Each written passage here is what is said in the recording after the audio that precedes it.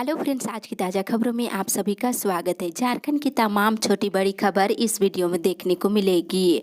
सबसे पहले बड़ी खबर, झारखंड में 10,000 करोड़ का निवेश, 2 लाख लोगों को मिलेगी नौकरियां। एक बड़ी खबर की झारखंड में टाटा स्टील, डालमिया भारत, आधुनिक पावर और सेल व प्रेम रबड़ द्वारा लगभग 10,000 करोड़ रुपए का निवेश किया जाएगा। नई दिल्ली में आयोजित निवेशक सम्मेलन में इस कंपनियों ने MOU पर हस्ताक्षर किए हैं और इन कंपनियों की परियोजनाओं से राज्य में लगभग 2 लाख लोगों को रोजगार दिए जाएंगे, जिसमें प्रत्यक्ष रूप से 20,000 को रोजगार मिलेगा।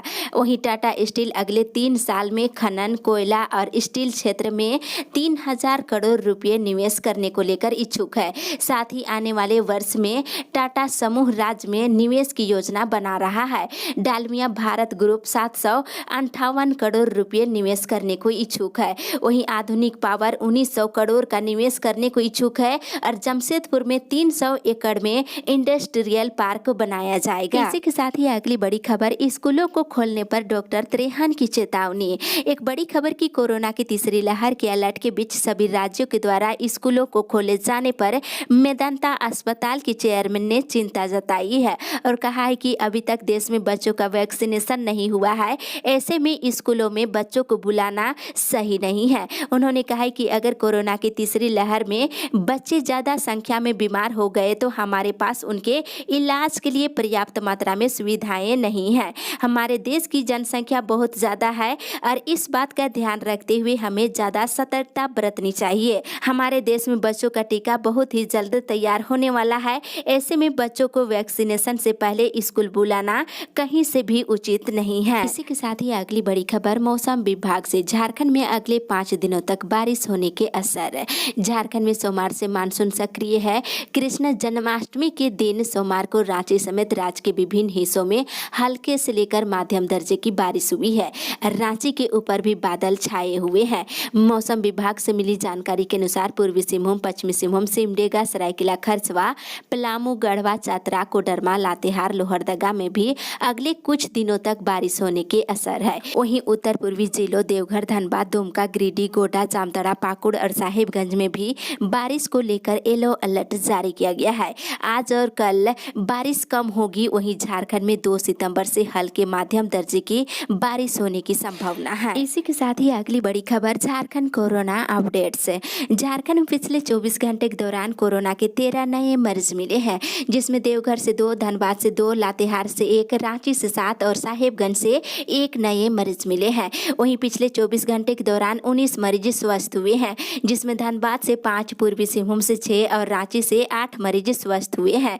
वहीं राज्य में एक्टिव केस की संख्या 138 हो गई है, जिसमें बोकारो में 2, चतरा में 1, देवघर में 1, धनबाद में 17, दुमका में 1, पूर्वी सिंहभूम में 11, गोड्डा में 2, जामताड़ा में 11, खूंटी में 5, लातेहार में 1, रामगढ़ में 3, रांची में 81, साहिबगंज में 3, सरायकेला में 3, सिमडेगा में 1 और पश्चिमी सिंहभूम जिले में 1 एक्टिव केस है। इसी के साथ ही अगली बड़ी खबर, हफ्ते भर में संक्रमण बढ़ा 30%। एक बड़ी खबर की कोरोना की दूसरी लहर अभी खत्म नहीं हुई है। ये बातें सरकार भी कह रही है और आंकड़े भी यही संकेत दे रहे हैं। पिछले 1 सप्ताह के दौरान कोरोना संक्रमण में 30% और मौतों में 16% की बढ़ोतरी हुई है। आंकड़े ये भी संकेत दे रहे हैं कि देश में कोरोना की तीसरी लहर दस्तक देने वाला है। वहीं प्रोजेक्ट जीवन रक्षा द्वारा किए गए एक विश्लेषण के अनुसार 1 सप्ताह में कोरोना के मामले 2,33,000 से बढ़कर के 2,88,000 हो गए हैं, जबकि मौतों में देखा जाए तो 3,110 से बढ़कर के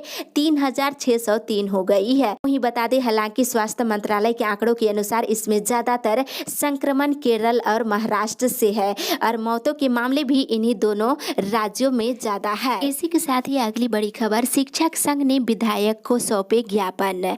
अपनी 3 सूत्री मांगों को लेकर प्रशिक्षित शिक्षक संघ का जिला प्रतिनिधि मंडल सोमवार को विधायक दीपक बिरुआ को एक ज्ञापन सौंपा है और कहा है कि उन्हें अब तक राजकीय शिक्षक पात्रता परीक्षा में शामिल होने का अवसर नहीं मिला है। उन्हें भी अवसर प्रदान करने की मांग की गई है। वहीं दूसरी ओर मंदिर खोलने की मांग को लेकर बंद रहा देवघर। लंबे समय से बंद पड़े बाबा बैद्यनाथ दरबार खोले जाने की मांग को लेकर श्री कृष्ण जन्माष्टमी के अवसर पर देवघर बंद रहा।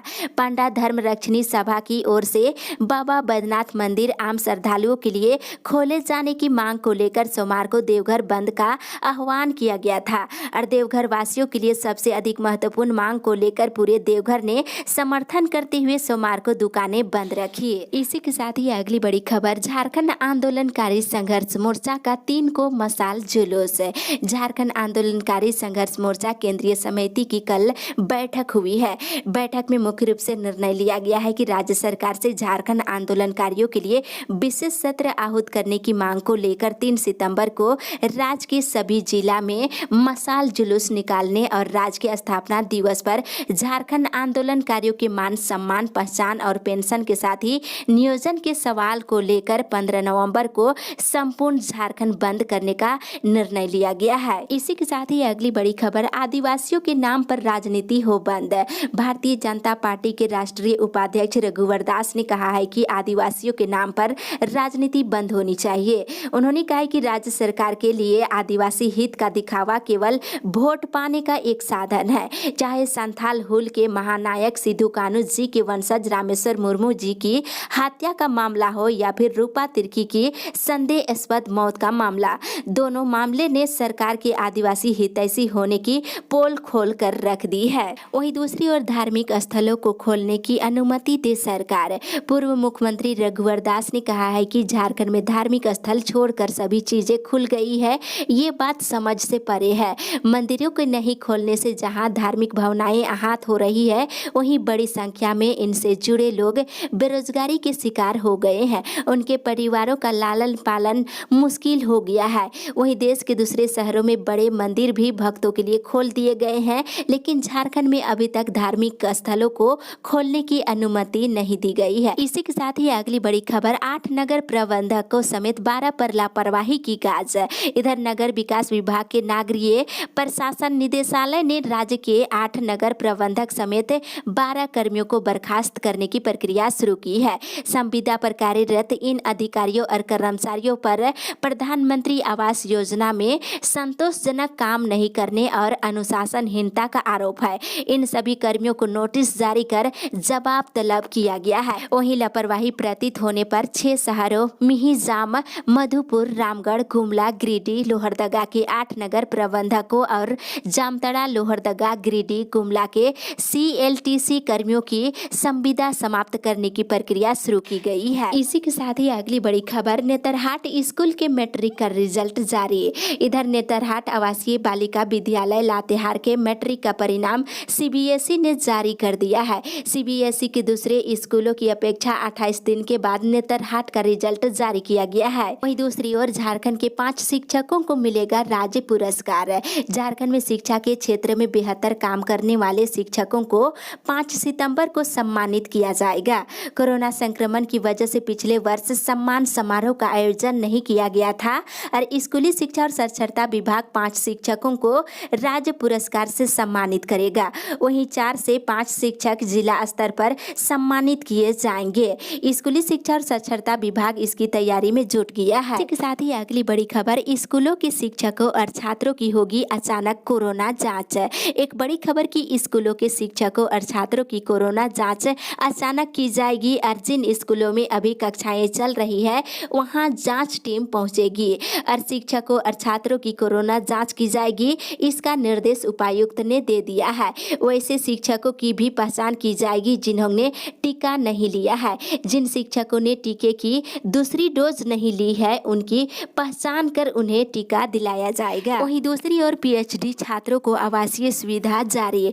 बिरसा कृषि विश्वविद्यालय ने झारखंड सरकार और UGC की ओर से जारी निर्देशों के तहत स्नातक और स्नातकोत्तर अंतिम वर्ष और PhD छात्रों के लिए कॉलेज खोलने और आवासीय सुविधा बहाल करने की अधिसूचना जारी कर दी है। छात्रों को 6 सितंबर से ऑनलाइन या ऑफलाइन मोड में कक्षा चुनने का विकल्प दिया गया है। वहीं अधिसूचना में स्नातक, स्नातकोत्तर और PhD विद्यार्थियों के लिए जरूरी निर्देश और 34 बिंदुओं पर गाइडलाइन जारी किया है। इसके साथ ही अगली बड़ी खबर, झारखंड हाईकोर्ट ने लिपिक को सेवानिवृत्ति का लाभ देने का दिया निर्देश।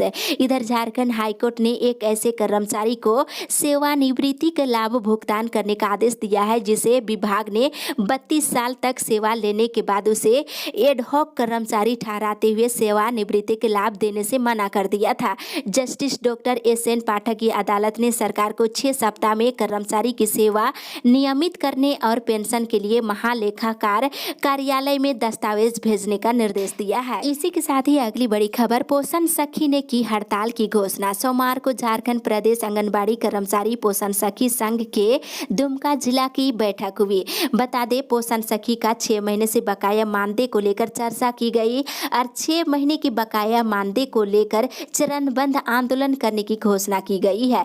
6 सितंबर को सभी पोषण सखी एक दिन के लिए हड़ताल करेगी। वहीं बता दें, मांगों में बकाया मानदेय भुगतान के साथ ही मानदेय वृद्धि और ड्रेस कोड लागू करने समेत 10 मांगे शामिल किए हैं। इसी के साथ ही अगली बड़ी खबर, शिक्षकों के खाली पद भरने के लिए चलेगा अभियान। नई राष्ट्रीय शिक्षा नीति में उच्च शिक्षण संस्थानों को ज्ञान और विज्ञान के क्षेत्र में ऊंचाई पर ले जाने का सपना बुना गया है, लेकिन बिना शिक्षक के ये संभव नहीं है। सरकार ने इस दिशा में अहम कदम उठाया है, जिसमें केंद्रीय विश्वविद्यालय सहित उच्च शिक्षण संस्थानों में शिक्षकों के खाली पदों को तेजी से भरने की पहल की गई है। मौजूदा समय में अकेले केंद्रीय विश्वविद्यालयों में ही शिक्षकों के 6000 से ज्यादा पद खाली है। वहीं शिक्षा मंत्रालय ने इससे पहले उच्च शिक्षण संस्थानों के प्रमुखों के खाली पदों को भरने की देशव्यापी मुहिम चला रखी है। इसमें अब तक दर्जन भर से ज्यादा विश्वविद्यालयों में कुलपति की नियुक्ति की गई है। साथ ही कुलपति और निदेशकों के बाकी खाली पड़े पदों को भरने की प्रक्रिया तेजी से चल रही है। इसी के साथ ही अगली बड़ी खबर, निजी क्षेत्र में स्थानीय लोगों के लिए आरक्षण की वकालत। झारखंड सरकार पहले से ही प्राइवेट सेक्टर में स्थानीय लोगों को अधिक से अधिक रोजगार देने की वकालत कर रही है। सरकार ने 75% तक नौकरियों को आरक्षित करने के लिए कानून बनाने की बात भी कही है। अप्रशिक्षित कर्मियों की बहाली में कंपनियों को कोई कठिनाई नहीं है। इससे इतर राज्य सरकार ने प्रशिक्षित कर्मियों को बहाल करने को लेकर कंपनियों को कई तरह की छूट देने की भी बात कही है। इसी के साथ ही अगली बड़ी खबर, अब तक नहीं लिया होल्डिंग नंबर तो जल्द करे, शुरू हो गया है सर्वे। इधर रांची नगर निगम क्षेत्र में रहने वाले जिन लोगों ने अपने घर, मकान और व्यावसायिक भवन का होल्डिंग नंबर अब तक नहीं लिया है, तो जल्द ही उन्हें होल्डिंग नंबर उपलब्ध करा दिया जाएगा। साथ ही उनका होल्डिंग टैक्स भी निर्धारित कर दिया जाएगा। टैक्स का निर्धारण भवन के निर्माण काल से लेकर अब तक की अवधि का दिया जाएगा। इसके अलावा समय पर होल्डिंग नंबर नहीं लेने के कारण आवासीय भवनों से 2000 रुपये और व्यावसायिक भवनों से 5000 रुपये जुर्माना भी वसूला जाएगा। इसके लिए रांची नगर निगम अपने क्षेत्र अधिकार वाले भवनों का सर्वे शुरू कर दिया है। वहीं दूसरी ओर 3 सितंबर से झारखंड विधानसभा का मानसून सत्र शुरू। बता दें, झारखंड विधानसभा का मानसून सत्र 3 सितंबर से शुरू हो रहा है। इसको लेकर सत्ता पक्ष और विपक्ष 2 सितंबर को रणनीति बनाने को लेकर बैठक करेंगे। एक तरफ सत्ता पक्ष के विधायक बैठक कर विपक्ष के सवालों का जवाब देने के लिए रणनीति बनाएंगे, वहीं विपक्षी दल भाजपा के विधायक सदन में सरकार को घेरने पर विचार विमर्श करेंगे। इसी के साथ ही अगली बड़ी खबर, विस्थापितों के बच्चों को छात्रवृत्ति देगा बोकारो इस्पात संयंत्र प्रबंधन। राहत भरी खबर की बिरसा मुंडा छात्रवृत्ति कार्यक्रम के तहत बोकारो इस्पात प्रबंधन शैक्षणिक सत्र 2021 से 23 के लिए बोकारो स्टील के विस्थापितों के 25 बच्चों को छात्रवृत्ति प्रदान करेगा। इसके लिए कंपनी की ओर से सर्कुलर जारी कर दिया गया है। इस योजना के तहत उच्च शिक्षा के लिए कक्षा 11 और 12 में पढ़ने वाले बच्चों को प्रत्येक महीने 500 रुपये की राशि दी जाएगी। इसी के साथ ही अगली बड़ी खबर, घर घर जाकर कुष्ठ रोगियों की पहचान करेगी सहियाएं। राष्ट्रीय कुष्ठ उन्मूलन कार्यक्रम के नियमित सर्वेक्षण के अंतर्गत टीबी रोग की तरह ही अब राज्य भर में कुष्ठ रोगियों की खोज की जाएगी। इसके लिए सभी स्वास्थ्य केंद्रों का अलग अलग माइक्रो प्लान तैयार किया गया है और संदिग्ध कुष्ठ रोगियों की पहचान सहियाओं के द्वारा किया जाएगा। और कार्यक्रम के अंतर्गत कुष्ठ रोगी उन्मूलन को लेकर प्रत्येक प्रखंड में घर घर खोज अभियान चलाया जाएगा और पुराने कुष्ठ रोगियों के बीच MCR चप्पल और OTP किट उपलब्ध कराया जाएगा। इसी के साथ ही अगली बड़ी खबर, वेज रिवीजन पर सहमति नहीं तो हड़ताल करें NJCS के नेता। भारतीय इस्पात कर्मचारी संघ की कल बैठक हुई। बैठक में आगामी 6 और 7 सितंबर को वेज रिवीजन को लेकर होने वाली NJCS की बैठक पर चर्चा की गई है। वहीं संयुक्त महामंत्री शंभू कुमार ने कहा है कि अगर अगली बैठक में वेज रिवीजन पर कोई सहमति नहीं बनती है तो NJCS नेता 3 दिन की हड़ताल की घोषणा करे। इसी के साथ ही अगली बड़ी खबर, ट्रेनों की कोच की अब बदली जाएगी पहचान। एक बड़ी खबर की रेलवे ने ब्रिटिश जमाने से चली आ रही व्यवस्था को बदले का ऐलान कर दिया है। सेकेंड सीटिंग से लेकर फर्स्ट एसी के कोच कोड बदले जाएंगे, यानी ट्रेनों के बाहर जो उनके कोड लिखे होते हैं उन्हें बदल दिया जाएगा। हर कोच को नया नाम मिलेगा और इसे लेकर अलग अलग कोच और उनके कोड की लिस्ट भी जारी कर दी जाएगी। इस बदलाव से यात्रियों को ट्रेनों में टिकट बुकिंग के दौरान किसी तरह की कोई परेशानी नहीं होगी और टिकटों की बुकिंग का कोड पहले जैसा ही रहेगा। सिर्फ यात्रा शुरू करने से पहले कोच के बाहर लिखा कोड देखकर ट्रेन पकड़नी होगी। इसी के साथ ही अगली बड़ी खबर, कोयला कर्मियों की 2% आवास भुगतान की उठी मांग। बीसीसीएल कोयला वेतन समझौता के तहत कर्मियों को मिलने वाले 2% आवास भाते पर रोक लगा दी गई है। इससे करीब 12,000 श्रमिक प्रभावित है और इस समस्या को लगातार अलग अलग तरीके से प्रबंधन के सामने रखा जा रहा है, लेकिन प्रबंधन इस पर ध्यान नहीं दे रही है। इस मामले को लेकर कोल वर्कर वेलफेयर एसोसिएशन का एक प्रतिनिधि मंडल सोमवार को बीसीसीएल महाप्रबंधक से मुलाकात किया है और समस्या का समाधान करने की मांग की है। वहीं समाधान नहीं होने पर चक्का जाम करने को लेकर निर्णय लिया गया है। इसी के साथ ही अगली बड़ी खबर, राज्य में नए सिरे से संशोधित होगी औद्योगिक नीतियां। नई दिल्ली में आयोजित इन्वेस्टर समिट में मुख्यमंत्री हेमंत सोरेन की घोषणा को शामिल करने के लिए तमाम औद्योगिक नीतियों को नए सिरे से संशोधित किया जाएगा। मुख्यमंत्री ने दिल्ली में आयोजित कार्यक्रम को संबोधित करते हुए कहा था कि स्थानीय लोगों को रोजगार देने वाली कंपनियों को राज्य सरकार अधिक इंसेंटिव देगी। सीएमओ से मिली जानकारी के अनुसार शीघ्र ही नीतियों में संशोधन कर दिया जाएगा। इसी के साथ ही अगली बड़ी खबर, प्राथमिक से लेकर विश्वविद्यालय तक हो संथाली की पढ़ाई। इधर पूर्वी सिंहभूम जिले के संथाल छात्र संगठन से जुड़े छात्र नेताओं ने साचकी स्थित विधायक कार्यालय में राज्य सरकार के मुख्यमंत्री हेमंत सोरेन के नाम जुगसलाई के विधायक सचेतक सत्तारूढ़ दल मंगल कालिंदी को 4 सूत्री मांग पत्र सौंपकर आवश्यक कार्रवाई करने की मांग की है। मांगों में प्राथमिक स्तर से लेकर विश्वविद्यालय स्तर तक संथाली भाषा की पढ़ाई शुरू करने की मांग की गई है। वहीं दूसरी ओर किसानों को मिलेगी प्रति लीटर दूध पर 1 रुपये की प्रोत्साहन राशि। इधर दूध उत्पादन को बढ़ावा देने और इस व्यवसाय से जुड़े किसानों को प्रोत्साहित करने के लिए राज्य सरकार किसानों को 1 रुपये प्रति लीटर के अतिरिक्त प्रोत्साहन राशि देने को लेकर निर्णय लिया है।